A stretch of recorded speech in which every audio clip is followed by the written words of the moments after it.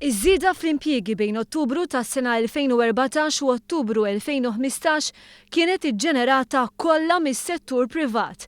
F'dan il-perjodu kien hemm żieda ta' 6,700 impjieg fil-privat, filwaqt li b'mod globali kien hemm tnaqqis fis-settur pubbliku. Anke jekk fl-istess ħin komplew jiżdiedu dawk jaħdmu fis-setturi tal-edukazzjoni u s-saħħa.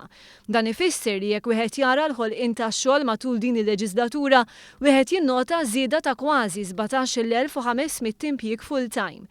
B'hekk f'inqas minn 3 snin l-impjiegi żdiedu darba u nofs, iż-żieda fil-5 snin ta' qabel.